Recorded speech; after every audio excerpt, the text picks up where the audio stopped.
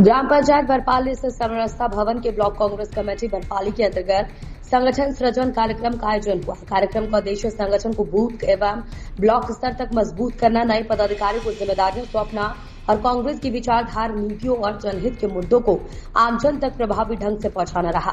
कार्यक्रम में मुख्य अतिथि के रूप में सांसद ज्योत्सना महंत उपस्थित रही। कार्यक्रम की अध्यक्षता रामपुर विधायक फूल सिंह राठिया ने की। इस अवसर पर ब्लॉक कांग्रेस कमेटी बरपाली के अंतर्गत नवनियुक्त पदाधिकारियों की नियुक्ति पत्र प्रदान किए गए। पदाधिकारियों ने अपेक्षा जताई कि वे संगठन द्वारा सौंपी गई जिम्मेदारियों का पूरी निष्ठा, ईमानदारी और सक्रियता के साथ निर्वहन करेंगे। कार्यक्रम के दौरान नवनियुक्त पदाधिकारियों को संगठन के प्रति समर्पण के साथ कार्य करने और कांग्रेस पार्टी की विचारधारा एवं नीतियों को गांव-गांव, जन-जन तक पहुंचाने का संकल्प दिया गया। वक्ताओं ने कहा, कांग्रेस संगठन की सबसे बड़ी ताकत उसके समर्पित कार्यकर्ता है। कार्यकर्ता ही संगठन को जमीनी स्तर पर मजबूती प्रदान करते हैं और जनता की समस्याओं को संगठन तक पहुंचाने में महत्वपूर्ण भूमिका निभाते हैं। कोई और बाकी लालसा नहीं, लालसा है मोर सौभाग्य है कि मैं आज कांग्रेस पार्टी के सदस्यता ग्रहण करत हूँ। मैं हर स्टूडेंट हूँ, प्राचीन भारतीय इतिहास के भी और आधुनिक भारत के इतिहास में भी मैं डबल एडिटर हूँ।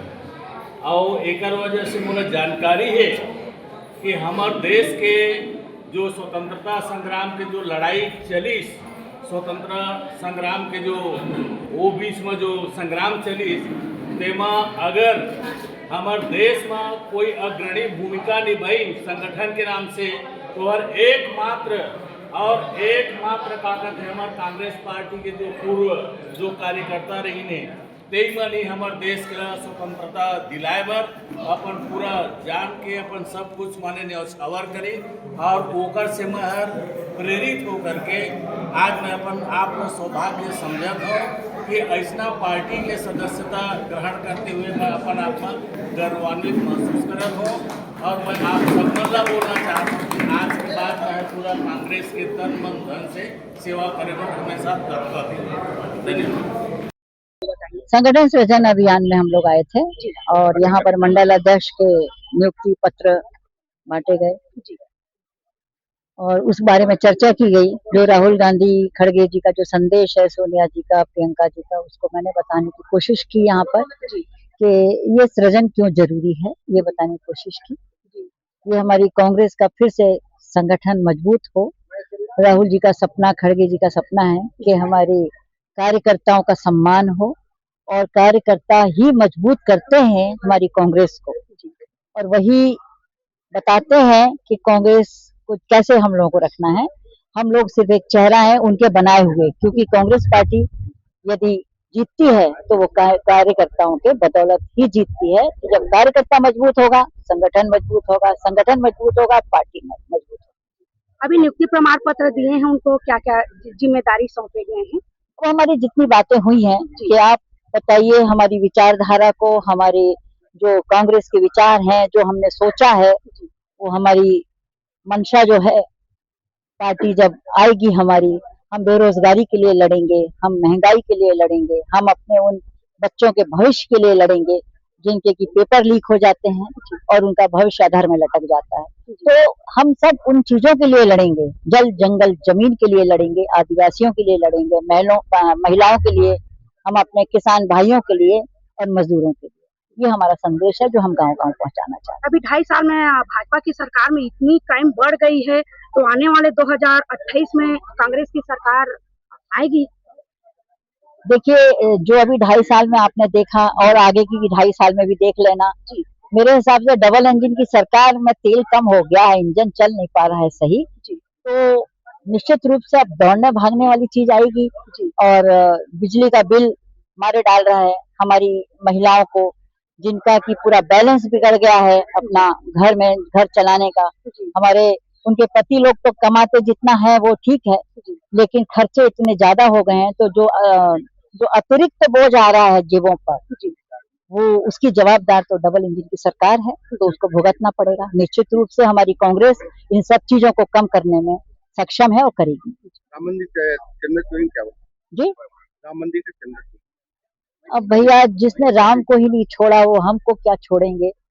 मुझे समझ में नहीं आया, जिस राम का नाम लेके आए उसी की चंदा चोरी कर ली, इतनी क्या जल्दी थी। इसका मतलब ये है कि जब राम सुरक्षित नहीं है जिस देश में, वहां हम महिलाएं, हमारे युवा, हमारे विद्यार्थी, हमारी युवा वर्ग, हमारी बेरोजगारी जो बढ़ रही है, इसका कारण उन्होंने चंदा चोरी में बता दिया है। जी हाँ, भाजपा बोल रही है कि आप वंदे मातरम की बात कर बिल्कुल नहीं करते हैं। ये कांग्रेस ही है जो वंदे मातरम शुरू की थी और करती रही है। आज भी जब कार्यक्रम होता है तो वंदे मातरम के बिना नहीं होता है। हम वंदे मातरम से हैं और वंदे मातरम हमसे है। कुछ कार्यकर्ता ने विरोध किया भी कि विधायक और संसद प्रतिनिधि बनाते लेकिन वो काम नहीं करते। काम तो सब करते हैं, हमारे कार्यकर्ताओं को दोष ना दें। कभी हम विपक्ष में बैठे हैं तो कभी ऊपर नीचे हो जाता है, लेकिन हमारे सभी कार्यकर्ता काम करते हैं। यदि कार्यकर्ता काम नहीं करते होते तो आज रामपुर में ना एक विधायक जिंदा होता, ना हम एक सांसद जिंदा होते। धन्यवाद। सेक्टर के बारे में क्या बोल किसके बारे में? सेक्टर के बारे में।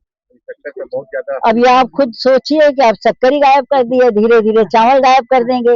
ये विष्णु साई की सरकार है, जो भी कर ले कम है। डबल इंजन है, हमने बताया ना, कुछ तेल वेल कम पड़ गया है लगता, तो रुपया भी गिर रहा है और हम लोग भी गिर रहे हैं और अपराध बढ़ रहे हैं, शिक्षा कम हो रही है, बाकी चीजें बढ़ रही हैं। अभी कांग्रेस में प्रवेश किए हैं, हाँ, आने अमृतलाल वाले जी समय किए में हैं। तो और बढ़ते ही जाएंगे। देखिए, जो हमारी विचारधारा से सहमत होता है, जो हमारी वास्तविकता को समझता है, वो हमारे साथ आ जाता है। मैडम एफआईआर दर्ज हुआ जो इसके लिए क्या होगा? राहुल जी ने करवाया, 2.5-3 घंटे खड़े रहे। ये उनकी बात देखिए जिनको कि 21 तारीख को घसीटा गया, नाक से खून बह गया है। वो इस बात के लिए लड़ रहे थे कि हमारे देश के भविष्य, हमारे बच्चों के साथ जो वहां पर 20 तारीख को हुआ, जो सही में जंतर मंतर से लोकसभा तक जो शांति पूर्वक अपना निकाल रहे थे, उनको बोल्डरों से मारा गया, उनको ऐसे छेद कर दिए गए उनके शरीर में। ये क्या है? ये सब आंसू गैस छोड़ी गई। या कोई अपना हक मांगे तो वो देशद्रोही हो जाता है, उसको मारना चाहिए। इनको, बच्चों को, हमारे भविष्य को, इसलिए उन्होंने ये लड़े हैं वो, और जीत उनकी हुई है और एफआईआर हुई है। अब कार्रवाई होगी कि जंतर मंतर में क्यों ऐसा किया गया।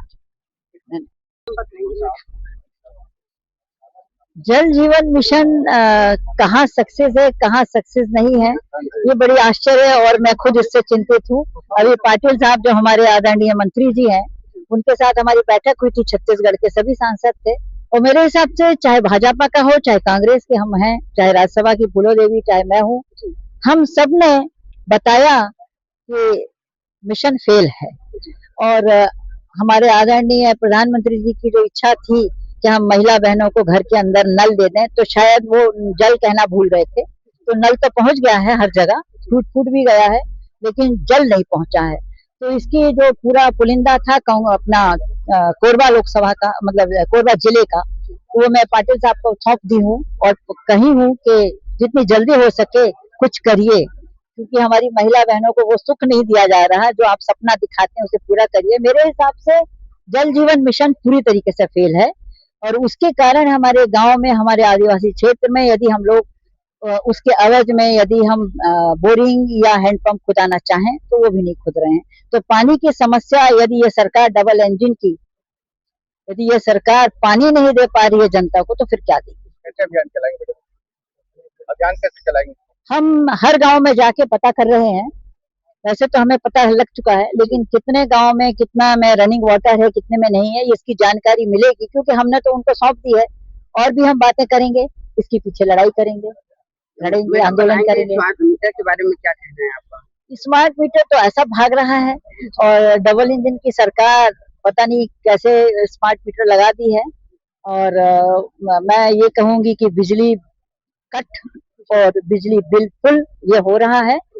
हमारी सरकार जब थी कांग्रेस की, तो बिजली तो खुल दी जाती थी और बिजली बिल हाफ करते थे, लेकिन यहाँ उल्टा हो गया है। तो हमारी जनता को समझना चाहिए कि उनको क्या उनकी जेबों से खींचा जा रहा है, कितना पैसा लग रहा है, 2-2 हजार, 2,500, 5,000 हजार का। क्या हमारे लोग मध्यम वर्गीय, हमारे मजदूर भाई, क्या हमारे किसान भाई इस बिल को चुका पाते हैं? ये हमारी सरकार की एक बहुत बड़ी समस्या है, जिन्हें उन्हें सुलझाना चाहिए, और नहीं तो कांग्रेस सुलझवा देगी। धन्यवाद।